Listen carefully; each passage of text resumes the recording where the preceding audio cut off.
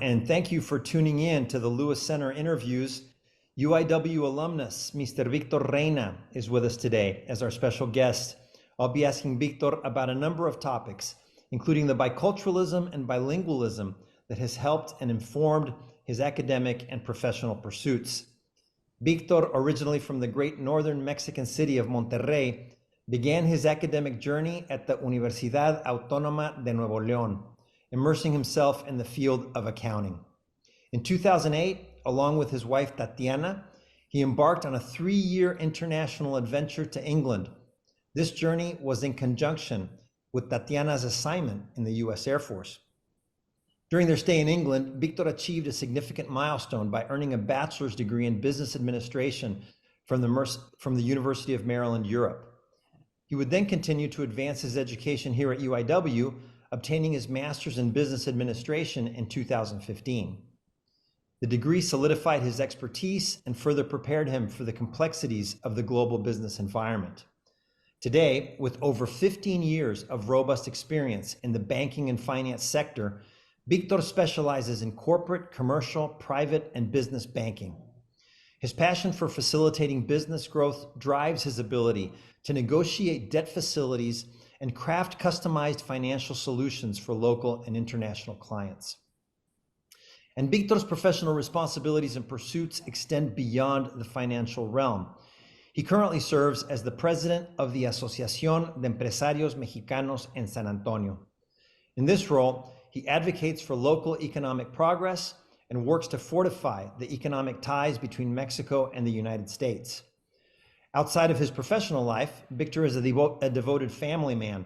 He treasures the moments spent with his wife Tatiana and their 2 sons, Marcelo and Oliver. Together, they relish exploring diverse cultures and have traveled to over 10 countries, enriching their family bond and broadening their global perspective. Great to have you here today, Victor. Thank you for making time for us. Thank you, Rafael. An honor to be here. Thank you so much. Well, Victor, for my first question, I want to ask you about the bicultural and bilingual life experience that I mentioned in my introductory comments. It's an experience that is unique to you, of course, but I suspect it has also been defined by elements that will sound familiar to many of our listeners, certainly those from South Texas and Northern Mexico, and to the many members of the UIW community who have crossed cultural and national borders since childhood in other regions of the world. Victor, tell us a little bit about the cross-cultural aspects of your life experience. Yes, well, as you mentioned, Rafael, I was born and raised in Monterrey. And although I moved to San Antonio, to the US when I was 18, well, I moved in 2 different phases of my life, but the first one was when I was 17 years old to be 18. I have always been exposed to living in the northern part of Mexico. You're always exposed to US culture, right? Monterrey, as you know, it's a thriving city and it's an industrial city. So there's a lot of foreign direct investment in this, especially from the US. So, I was always, at school, you have students, from other countries. You have a huge community of expats. I mean, you have your HEB in Monterrey. So you get that exposure to that.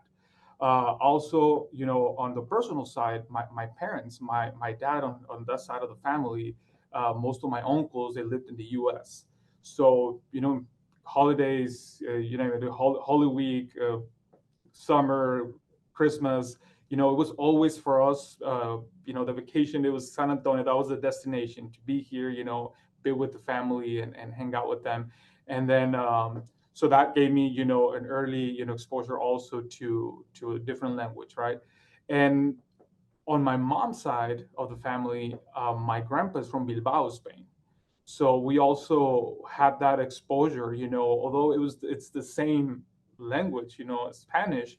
I mean, it's way different, the way the pronunciation and that some words are very different, and the culture, the food. So that also helped me a lot to understand since I was, a kid, a very young age, of the different cultures.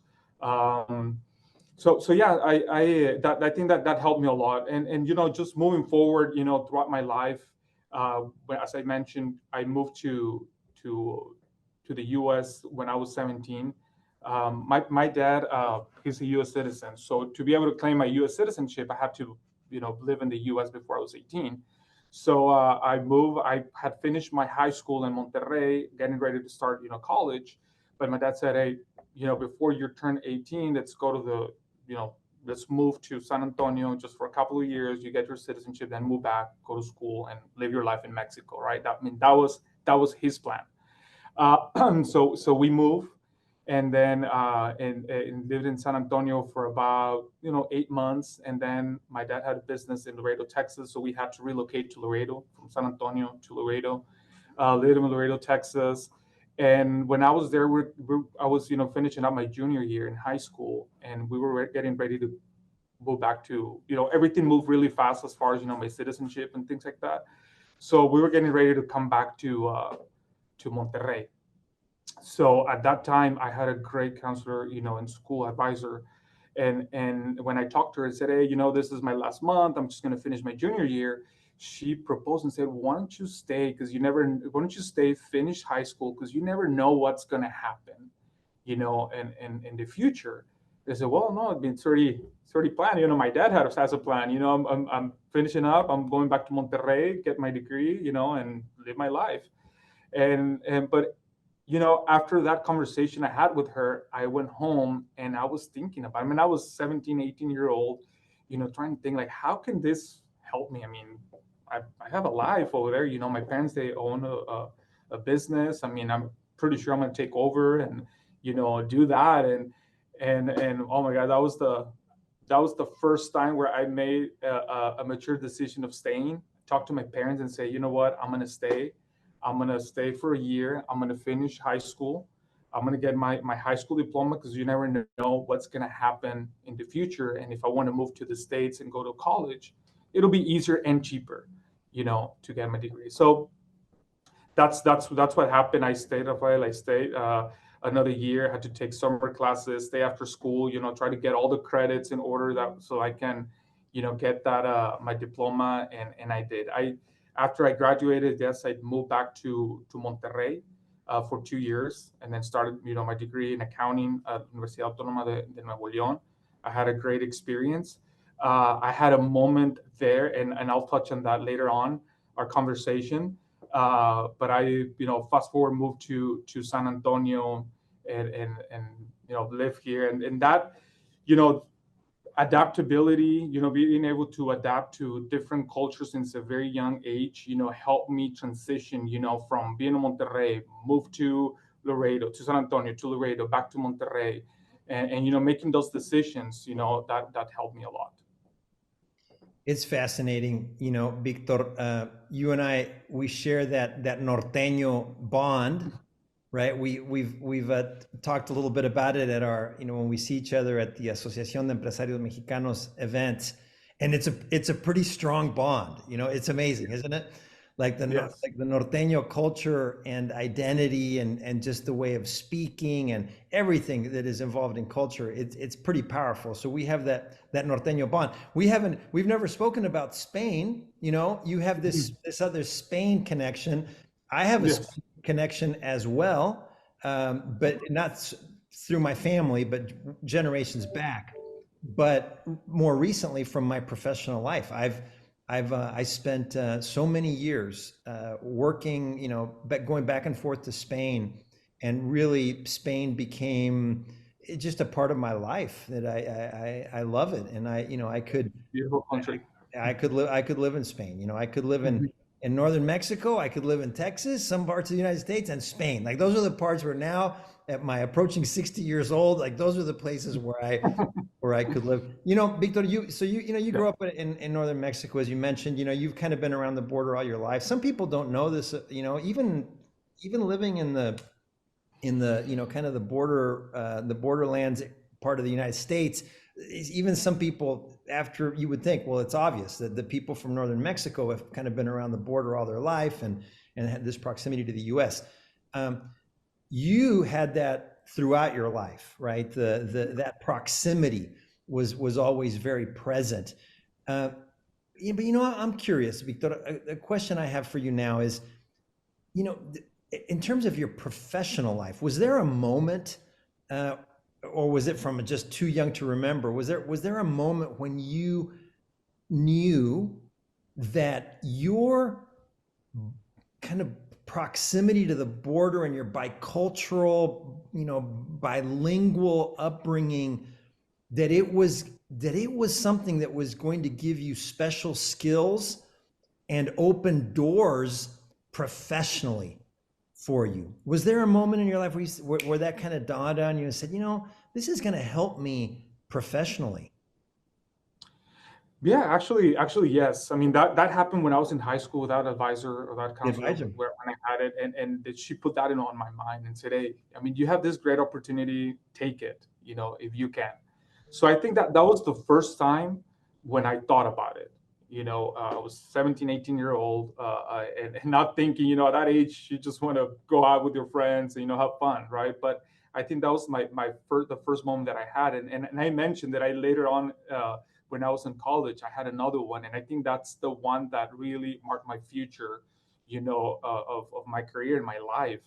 And so I was in the university, and I was sitting down at the cafeteria waiting for the next class, and I can still close my eyes and I still remember, I can still smell, those tortas, from from the cafeteria, and I closed my I started thinking and said, okay, there's probably about 500 students at this university in Monterrey. I was going to Universidad de Nuevo León. I said, there's probably going to be another 200 from El Tec de Monterrey. There's going to be probably, and I started thinking about those things. Said, what do I need to shine, and to not be part of that group? I need to stand out of that group. And that's when I said, wait a minute. I mean, I have a high school. I can go to the U.S. because I'm thankfully and thank God, I'm a U.S. citizen.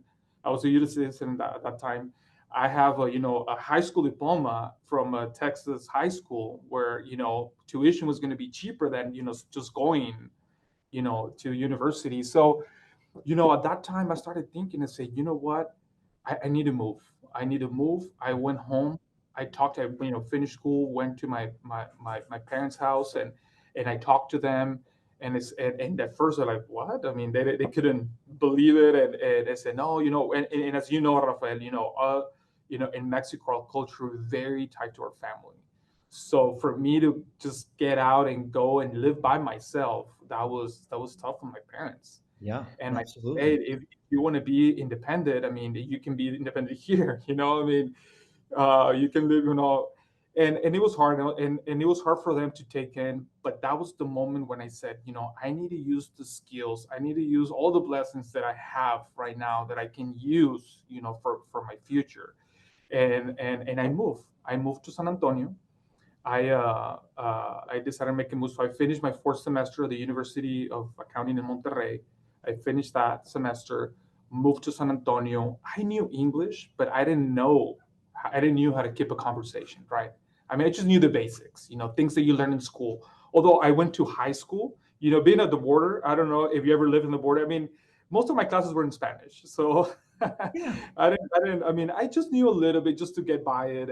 And I said, well, if I'm going to go to college and university and start working and looking for a job later on, I need to learn the language. So one of the things that I did, I started working at a telemarketing, because I said, you know what, being a telemarketer, that's going to give me, that interaction with with people and talking most of the time. And I don't even know how I got hired, because that interview was in English, but I got hired.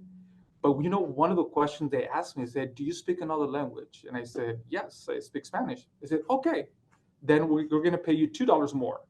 And I'm like, Right okay. there. Boom. You Well, know, boom. God bless your parents for Hmm. giving you their blessing to go out and reach out for new horizons. Here in San Antonio, we have, a lot of the Hispanic students in San Antonio, a lot of Mexicanos, right? I mean, they Hmm. they have this very tight knit family, right? Which is such a wonderful gift, but Yes. it's not all good sometimes. Sometimes that means, oh, mom and dad, they don't want you to leave.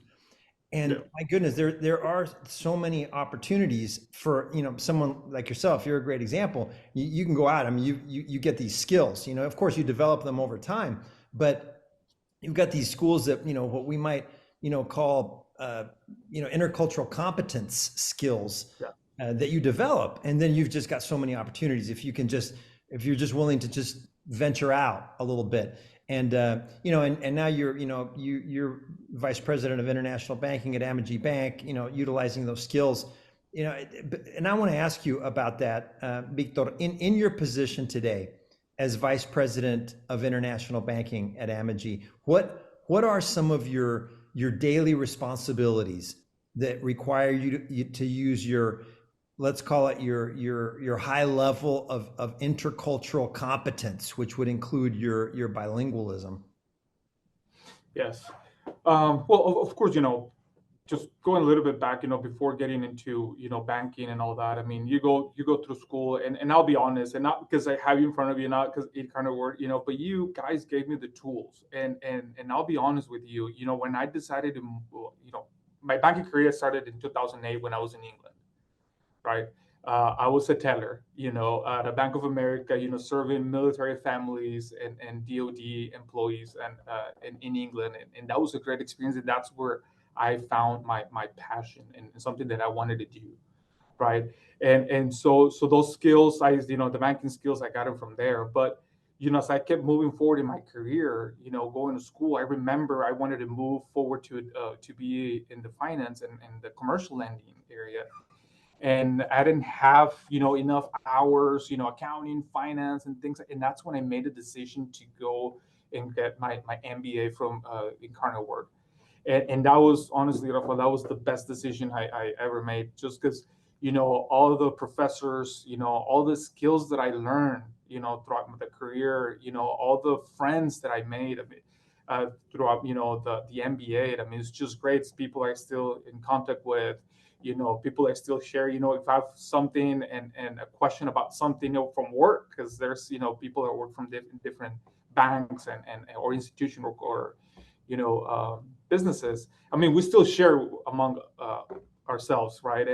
But that, that was a great experience, and that also gave me, tools to be successful in my career.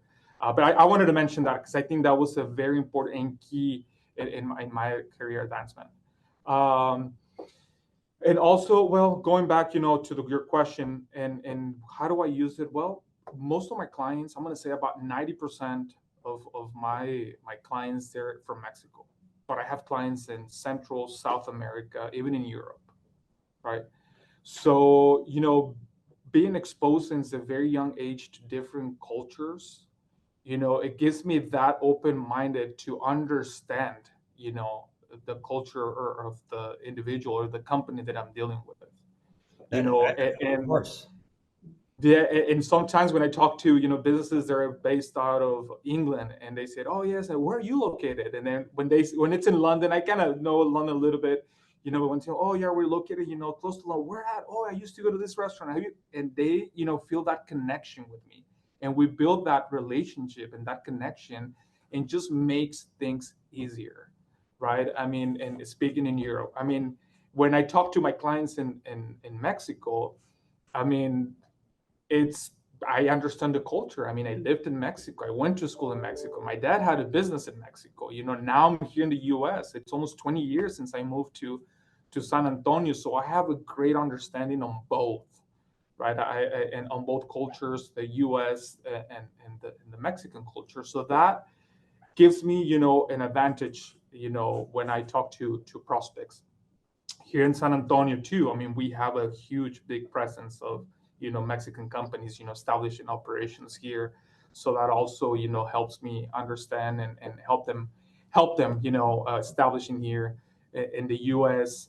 But yeah, that's how I see it. It's just that being exposed and relate to them, that helps a lot. Absolutely. And you mentioned some of the other, Latin American countries that where your clients are from, and there's a lifetime of learning about other, Latin American cultures, as you and I well know. even within Mexico, right? Like we know, Yeah. like there's the norteños, and then there's, from the chilangos, and then from, I mean, yeah, they're similar, and you have Yes. connections, of course, but it is also different. And then, you Yes. get down into, into Central America and El Salvador and Honduras and Costa Rica, and then, Colombia, Venezuela, Argentina. I mean, it's all unique, but you do have, as you develop this intercultural competence, right? That the more you learn about other cultures, you start to get to find to be able to appreciate more. And I think people that you're collaborating with and dialoguing with, like they understand that you have that appreciation. It's really interesting what you say about Amegy Bank. Just Mhm. what you're telling me about your personal experience as a representative and a vice president at Amegy Bank. You have Mhm. all these different clients from different nations. I want to ask you a little bit about Amegy Mhm. specifically. That and I know the bank takes pride in the portfolio of service it provides to clients who engage in cross-border business, international commerce. Tell us a little bit about Amegy Bank's international banking, and then I imagine foreign exchange would Mhm. form a part of that, right? Those of us who have been involved in the world of international business know that's a constant, right? Is dealing with different currencies. Tell us a little bit about Amegy Bank's portfolio in that area of international. Yeah, sure. I mean, we've been, Amegy Bank's been doing, international business for the longest time, and we have a very solid group of international bankers, based out of, Houston. We have a big group in Houston and here in San Antonio, Central Texas. Uh, we are a relationship bank, and that helps a lot, and it helps a lot because we travel to our clients. We go to Mexico and we visit with them, and we go and meet their, visit their factories, their offices, meet their personnel. So that helps a lot. No. Uh, Now, as far as the products that we offer, we do, and I want to say, and probably there's more banks, larger banks here in Texas, but I know as a regional bank, we're one of the few or the only one that deals with that cross border, that trade finance. We partner with Exim Bank, the Export Import Bank of the U.S. Um, so they offer insurance or guarantees towards our credit facilities to mitigate the risk that cross country or crossover country, right, to mitigate those risks. So we help and we assist U.S. entities that are exporting goods, U.S. goods outside. Of course, they're exporting U.S. goods to other countries, but we also assist to those importers of U.S. goods. So I have clients. So I have the two sides of the coin, right? I have the exporter, but then my client's also the importer. So we do a working capital loan, for the manufacturing of equipment for the U.S. company. But then I turn around and say, okay, you imported that equipment, I can also, finance, that equipment, and that's of course, with the help of and products and services that offer Exim Bank. But yeah, we take a lot of pride on that because we do, and we have a lot of transactions, not only in Mexico, like I mentioned, we have in Mexico, Central, South America, Europe, Asia, Africa. I mean, we're pretty much all over the world. As long as we do, the U.S. has any trade agreements, we do it. Um, and then we also have, like you mentioned, FX. I think we are the only bank that has a FX desk locally. I mean, it's in Houston. Our desk is in Houston, is very active. We trade more than 100 currencies. I mean, we offer, I mean, you name it, forwards and FX lines. And I mean, we deal with that. It's very active, very, group of individuals with ample experience in the foreign exchange, trade. I love international finance and money matters. I guess some people think, oh, finance is boring. Banking is boring. I was a finance major. I then went a little bit in a different path as my career developed, but always, had to, helping to run businesses, always dealing with money, and the international piece of that and dealing with foreign currency. I always found that fascinating and very interesting. We could have a whole interview just talking about international Oh, yeah. finance and banking. But I want to switch gears a little bit. For those in Yes. our audience who may not be as fascinated by the world of finance as you and me, Victor, is the in addition to your success and your leadership at Amegy Bank, you have other leadership positions, and you have a leadership position now with an association that I personally love, the Asociación de Empresarios Mexicanos, a terrific and super active organization in San Antonio, the Asociación de Empresarios Mexicanos en San Antonio. Tell us a little bit about the AEM San Antonio and your involvement and leadership with the association, Victor. Yes, thank you, Rafael. Yes, I mean, the Asociación, was born here in San Antonio in 1996, right? And I want to talk a little bit about the history of the Asociación, because I think it's amazing. It was just back in the 90s, there was a group of friends from Mexico that moved to San Antonio, right, for a better life and, to expand their operations. But when they came here, they face there's a lot of challenges, right? Yes, there's a lot of chambers, and which are very helpful, right? And they understand business in the US, right? They understand that, but they didn't understand, the how Mexican entrepreneurs, view business.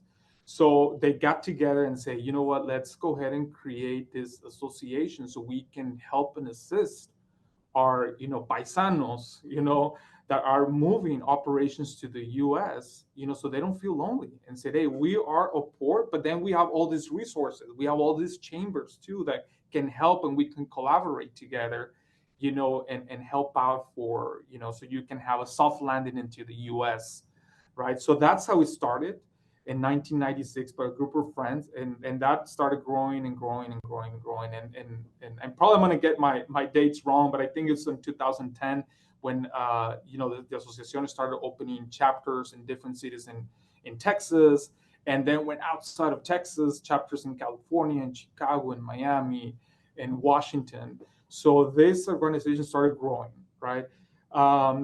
Me personally, I started getting involved when I moved back from England in 2011. I started working for a local bank, not Amegy, another local bank here in San Antonio, and they were very involved with the Asociación.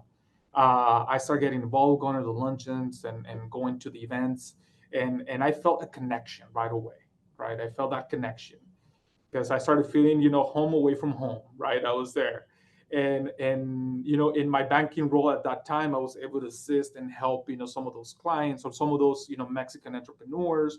And I started getting myself involved a lot. In 2020, moving forward in 2020, one of my friends became president, and he invited me to be part of his board. And I was a board member in 2020. I mean, of course, COVID kicked in, and it was hard, but we try to make it as active as possible and try to, find, allies to help, with the PPP, as Mexican business owners, they didn't know if they were qualified for, if you remember the Paycheck Protection Program. And so we were a tool for those Mexican entrepreneurs because we had, virtual meetings with CPAs, with bankers, with, insurance company. You name it. So we were a big part of that, COVID, PPP with our Mexican local owners, business owners. So that was in 2020. In 2021, I was invited to be the national treasurer of AEM. So I was, handling all the finances for all the chapters across the U.S. Making sure, we're spending the money in the right places, keeping track of everything. And that was just a great experience. I just about to turn it into someone else. Someone else is coming in as a local San Antonian and also from Mexico and from Torreon. She's from Torreon, and she's going to be the new treasurer. So now, myself as president, I was elected in September of 2023 to be president. after I talked to my wife before, running for to be a president, said, hey, this is, me, I told my wife, I am committed, and if I say I'm going to do something, I'm going to go for it 100%, because that's how I was raised. And that was my upbringing, with my parents. And said, I just want you to be, on board with this. And of course, she supports me. I mean, I moved to England for her, so she can support me on this one. So yeah, I started in January 2024 as president. And one of my main, focus, Rafael, for the next couple of years or 2 to 3 years that I stay as president is foreign direct investment. I want companies in Mexico to think of San Antonio when moving their business operations. That's my goal. I mean, why? Because as we talked about it, San Antonio is home away from home for Mexicans. I mean, people can feel right at home, right? We have all the resources. We have the people, right? The right people for the jobs. I want San Antonio, and I don't know if this is going to sound cliche or not, but I want San Antonio to be the place where my sons, where my two boys are going to stay, because there's opportunities here, because there's businesses that offer jobs, there's mentors, so I want San Antonio to be that city, and I'm going to work really hard to help those businesses establishing operations here in San Antonio. I want to help you achieve that in however I can, Victor. I completely agree with you. San Antonio is an incredible, everybody knows, right? Oh yeah, San Antonio, and yeah, there's mariachis, and then there's the Shopping, fiesta and the river and the shopping. But San Antonio, once you live here and like really get to see it, and even just the Mexicanos, like even if you've like, there's other Latino diversity here, but even if you just focus on the diversity of Mexicanos here, the different generations, ones who have been here, where they go back multiple generations, ones that, my parents came from Mexico, ones that just got here, ones that arrived to do business. I mean, it's just such a diversity of Mexicanos that makes it just a perfect place for Mexicans to come and start their business. And there's so much opportunity. I mean, it still has room for growth. It's affordable. It's cosmopolitan. San Antonio has so much to offer. I absolutely love it. I love the city, and I love your clear goal as you're embarking here on your presidency at the Asociación de Empresarios Mexicanos. And I also want to tell you, Victor, events that organizations hold, there's like event fatigue these days, right? Because there's so many events, and I got to go to this event and that event. But I love the Asociación de Empresarios Mexicanos events. There's a great energy.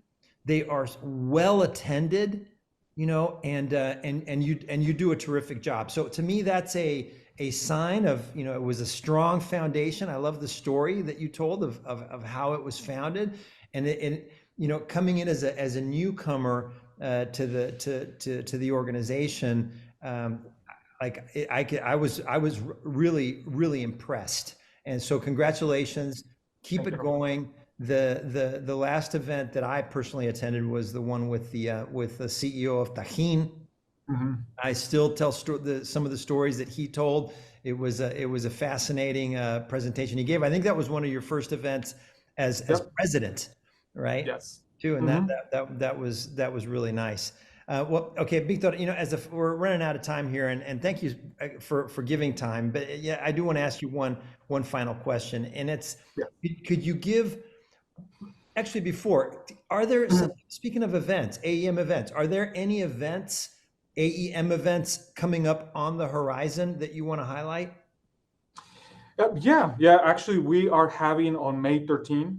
We are having one at the end of the week, but that one's already sold out. We're, like I was mentioning, we're collaborating with different organizations. So we are signing an MOU with Alamo Angels, and we can touch on that in a different conversation, Rafael, because I know we're running out of time.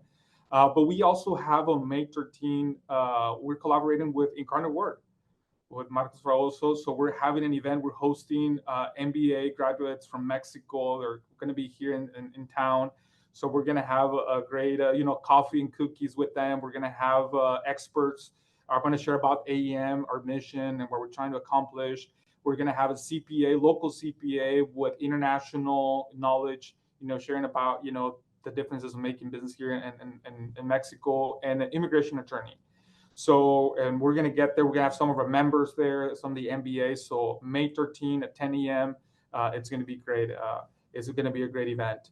We're going to take a delegation of local business leaders to Guadalajara on June 18. We're going to be June 18, 19, 20. We're going to go visit the different ecosystems in Guadalajara. Tech and innovation is one of them. That's something that, I've been partnering a lot with local organizations too, like Tech Block, which is being led by a Mexican from Guadalajara, Ileana Gonzalez. And so we're going to go there and visit that ecosystem. We're actually going to take a tour at Tajín. We're taking everyone to Tajín. We got invited, if you recall from that. Horacio, the owner and CEO of Tajín, invited us to Tajín. So we're going on the 21st to visit Tajín. And so that's going to be a great event. And just the last one, and then we have several, but the last one that I want to mention is on September the 19th. We're going to have Francisco Ochoa, Pancho Ochoa. I don't know, the creator of El Pollo Loco, Taco Palenque, and he's going to share his story. And I think that's an amazing, beautiful story that we all need to be there and hear. So I mean, for that, those are like the highlights, but there's more to come. But I love it, Don Pancho. That's going to be super exciting. And I was hoping you would mention the UIW collaboration. I'm glad you did. Yes. And yes. I appreciate you being a proud alumnus and your appreciation of what UIW did for you, Victor. Really appreciate it. So, and I do along the lines of education and what universities do to help develop young people.